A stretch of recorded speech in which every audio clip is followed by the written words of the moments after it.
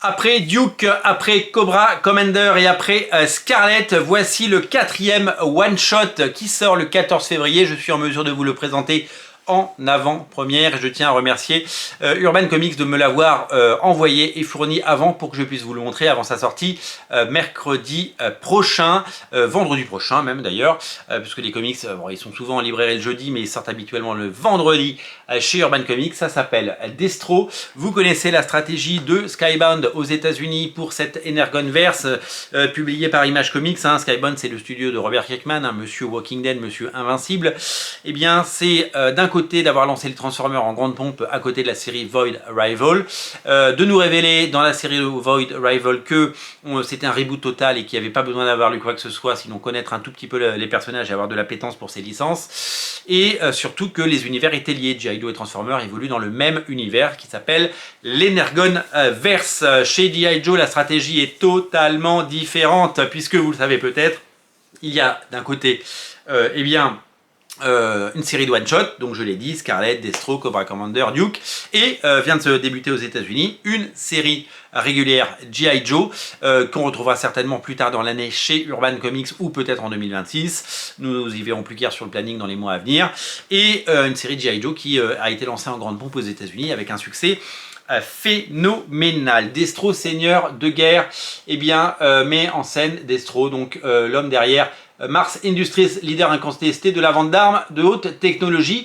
Ce personnage iconique de l'univers de G.I. Joe, scénarisé par une superstar, puisque c'est Dan Watters, futur superstar, déjà auteur chez Urban Comics, dans la grande collection Urban du L'étrange créature du lac noir. Je ne sais pas si vous l'avez lu ou si vous l'avez découvert, c'était une formidable proposition. Au dessin, on trouve quelqu'un qui s'appelle Andrei Bressan, que je connais absolument pas, et donc je m'excuse si je suis un petit peu ignare quant à son travail. Je vais vous le présenter graphiquement, vous allez pouvoir regarder, donc les couvertures sont assez dingues, comme vous pouvez le voir.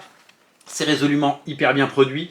D'abord, bon, les livres sont très très beaux. Il faut savoir que chez Urban, ils ont fait une collection magnifique avec des dos de couleurs, avec un IDEA, une direction artistique vraiment hyper intéressante. Les bouquins sont en soi de très très beaux objets. Et il faut le souligner parce que c'est important dans un monde où les comics peinent à trouver un large public, à proposer des beaux livres de qualité.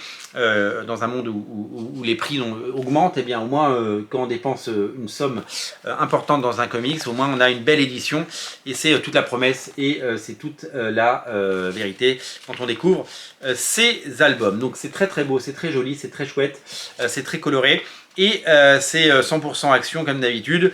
Ce sont vraiment les bases, c'est vraiment la fondation de cet univers de G.I. Joe, avec, je vous l'ai dit, ces one-shots qui mettent en scène les personnages un peu stars de la licence et de la franchise et du dessin animé de l'époque, pour pouvoir évidemment les lancer plus tard dans cette série événement qui arrivera bien entendu. Donc graphiquement c'est super chouette.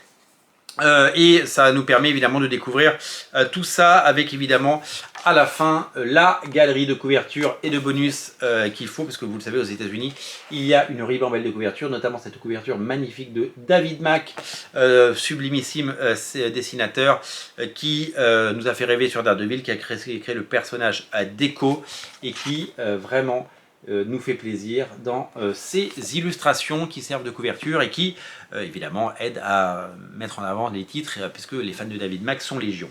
Donc plonger dans ces univers, c'est vraiment hyper new reader friendly, comme on dit, c'est hyper accessible pour les nouveaux lecteurs, dans le sens où ces comics, c'est un reboot total. C'est-à-dire que G.I. Joe, ça a été publié pendant des années chez Marvel, puis pendant des années chez IDW, et qu'il n'y a pas toujours eu tout édité en France. Donc si vous vous sentez perdu, là vous allez être pris par la main. Vous pouvez commencer soit par les one-shots G.I. Joe, ceux que je viens de citer, soit par les Transformers au Void Rival, et puis raccrocher les wagons petit à petit. Pour le moment, le nombre de parutions est assez contenu, donc c'est plutôt facile de raccrocher les wagons. Voilà à peu près tout ce qui est sorti et ce qui va sortir avec cette annonce ici, là où il y a mon doigt, de eh bien cette future série G.I. Joe dont on ne dévoile toujours pas la couverture. Sachez qu'aux États-Unis, G.I. Joe, donc ça cartonne chez Skybound, et que les épisodes classiques de Larry Hama et tous ces épisodes absolument incroyables font l'objet de rééditions incroyables sur Kickstarter avec un succès phénoménal. C'est très américain comme licence, mais le travail fait, notamment le travail éditorial autour pour accompagner ces titres, eh bien, est particulièrement intéressant, et Urban fait un sacré boulot pour bien nous aider et nous prendre par la main pour nous accompagner à découvrir ces séries. C'est disponible chez votre libraire bien entendu, vous pouvez le découvrir et je vous invite à le faire. Merci à vous, merci à tous pour d'être si nombreux à regarder ces émissions, et n'oubliez pas de vous abonner à Radio Comics pour ne rater aucune émission. On compte sur vous, salut!